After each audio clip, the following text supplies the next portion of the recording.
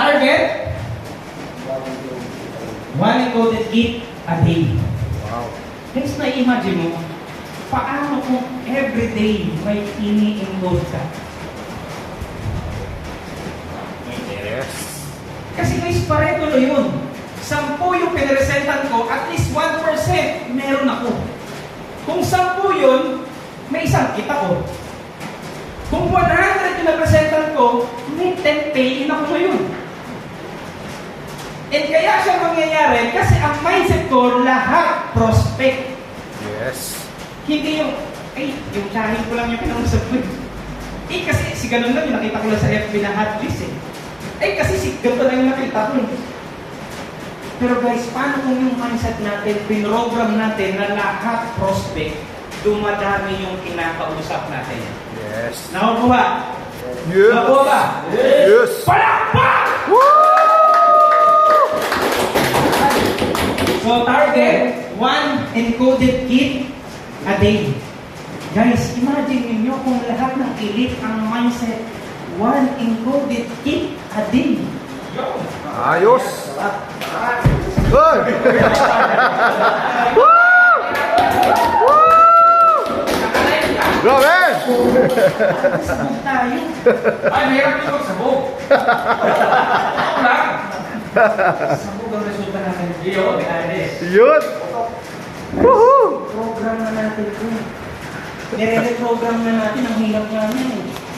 Kasi marami itong nakasanayan Mga limiting belief nandyan na Inaalis natin yung mga limiting belief. Yes. Kasi to be honest, nung nakaupo ako, nung ina-attend ko to, nung pinakita sa akin yung 1 target, 1 encoded per day, sabi na isip ko, ay hindi kaya. May limiting belief kaya nga natin tinatanggal yan. Nakuha nyo? Tama Nung sinabi niyang 10 bombs per day, hindi kaya, isa lang Tama? Guys, kung sinabi nga ni Emma na meron tayong 21 days challenge na si Satan, sabi na agad ng isip ko, hindi kaya na ito. Hindi na ba ang isip ko Pero guys, nanalo pa rin yung positive Inilaban ko pa rin kayo ng mga To be honest, nagpaalam na ako sa kanila. Alas 5 pa lang, antok na ako, bumati na lang ako sa chat Pero nakahiyaan talaga Baka mga sabihin nyo, 0-0 na natin, nagpa-challenge, di man lang sumali. Oo nga. Tama Di ba? Galing. Tama. Yan Pwede si naman apply. mag-rason marami naman tayo pwede gamitin rason. Pero mas pinili kong hindi gamitin yung mga rason na yun. Kasi Tama. nga, gusto ko maganda yung nakaprogram dito. Yes. At ang ipo-program natin, 1 pay-in per day. Yun. Guys, pag i-training ko itong top 10 mindset, may request ako sa inyo. Hakutin nyo lahat ng leaders nyo. Bakit? Kung ipo-program natin sila na 1 pay-in per day, 10 Sabog. bombs a day, ano kaya resulta nyo? Sabog. Sabog. Tutok. Yun! Wag mo ka na yan. Gigigil ako. Woohoo! Grabe. Iba yung napipil ko talaga. Imagine mo, pipila tayo ng Biyernes, tayo nakapila lahat dyan. Gegel yan. Woohoo! Sabihin mo lang na ilit na naman. Arnie, ilit na naman. Melvin, ilit pa rin. RD, grabe ka, 100,000 ka na ngayon. Grabe ka naman sa amin. 6 digit ka na rin. Eh, 6 digit. Grabe! 6 digit ka. Eh, diba, bawasan na natin sa'yo. Huwag mo muna 7. 6 digit muna. Yun! Woohoo! Grabe guys, imagine nyo. Guys, pag ganun pag-usapan natin mangyayari at maniwala kayo. Tama Yes. Kung ako pa lang ina-attract ko ngayon para sa inyo, what more kung kasama ko kayo nag-a-attract ng ganyan? Yun! Guys, pag naglagay ako ng teaser na top 10 mindset, punuin natin ito. Yes! Kung kaya nyo dalhin yung ALB nyo, dalhin nyo na. At pag na-program natin yan na 1 target, 1 pay per day, gusto. Kailangan ang mindset natin, ang team elite, ang umubos ng stock. Yun! Yes!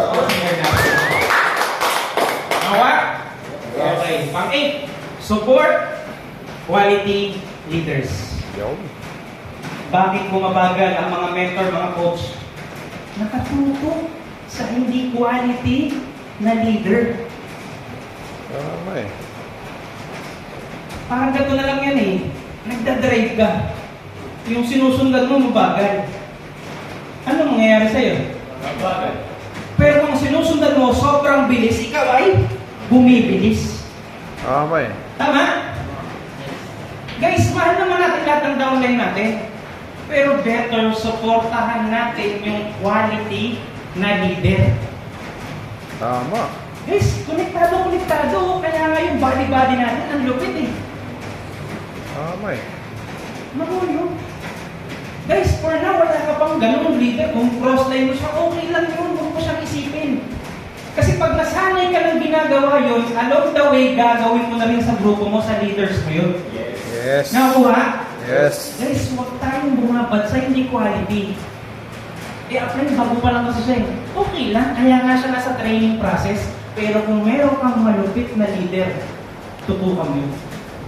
Yes. Magugulat ka, bubuhok sa resulta mo. Yun. Nakuha ba? Yes. Isa ka malupit na palakpak! Okay, next. Malapit tayo matapos guys. Pang-siyam. Pakibasa. Gusto nila. Negosyo natin. Pakibasa ulit. Gusto nila. Negosyo natin. Kailangan yung mindset mo pag kinakausap mo yung prospect. Gusto niya yung negosyo natin. Hindi yung ikaw pa yung nauuna. Kinakausap pa lang yung iba. Ayaw niya yan eh. Tama. Pinipresent na yung diamond. Hindi niya kaya yung diamond eh. Pang bronze lang yan. Team bronze. Out. Alit tayo. Tama? Guys, dapat ikaw pa lang namumuna ka na dapat. Yes. Gusto niya yung negosyo natin. Pag ganyan yung mindset mo, yung bitaw ng mga words mo, yung pag-deliver mo ng presentation, halos nilalamon mo na siya kasi gusto niya yung negosyo natin. Yes. Nakuha? Tama. Kasi nagda-doubt ka eh, may fear ka eh.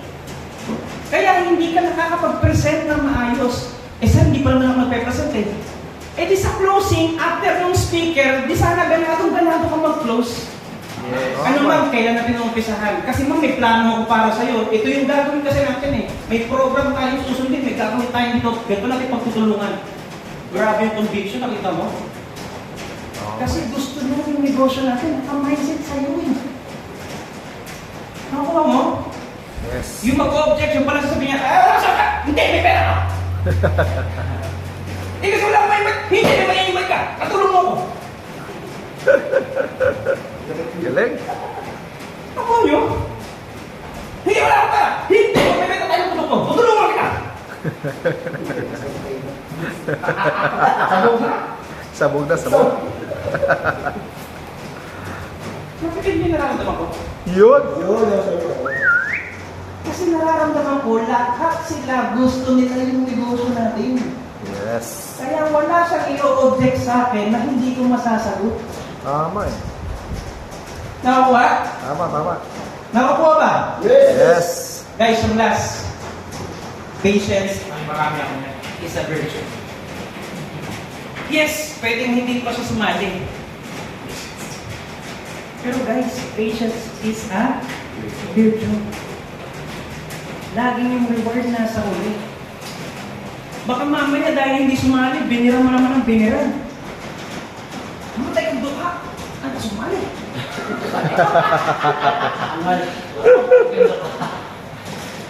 Iitay pa yung isang ito. Iitay pa yung katapusan. Ako sumali. Sobra naman sa conviction. Ano? Guys, kung hindi pa naman talaga, okay lang. Pero dahil nga friendly ka, wala siyang choice, sa'yo pa rin siya sasali. Tama eh. Nakuha mo? Guys, yung pagtatanim nga eh. Di ba sabi kagabi, sino nagsabi nun? Hindi tayo nagtatanim ng munggo. Nagtatanim tayo ng mangga. Si Sir RD, tama. Nung linggo ka lang nasabi. Tama? Oo. Guys, itinatanim natin. Mangga. Guys, ang tagal eh. Ang tagal, di ba? Ang tagal bago i-harvest. Samantalang yung buko, pagkakanin mo, pag tubo lang, ilang linggo lang, kuha na eh. Wala pang ang linggo yata eh. Kuha na eh. Pero guys, yung mangga, tapos pag bumunga, hindi na napipigilan. Guys, si Emma, tagal ko naman napasali yan eh. Tama eh. Yung pasensya ko, ubus yan eh. Pero, Ang hirap ligawan yan. Yun. Pero guys, Sulit. may patience kasi. Yun, no? Sulit ba yung pag-iintay? Yes! Guys, kinain na lang niya bigla oh. Di ko na nga napipigilan eh. Eh paano kung yung nililigawan mo rin? kinain Di ba sulit din naman? Bakit Di ba worth it naman? Yun! Nagwa, ano? Guys, patience is a... Virtue. Guys, 3 main points. Malapit tayo matapos. Number 1, pakibasa. Lahat. Prospect. Lahat prospect. Number 2, Hit the target. Hindi na target. ano yung target natin? 1 day. 1 pay in a day. 10 calls per day. And then yung last, Membership. Leadership. pag ginawa natin yung 3 main points na yan, you will be unstoppable. Yun. Guys, maraming salamat po.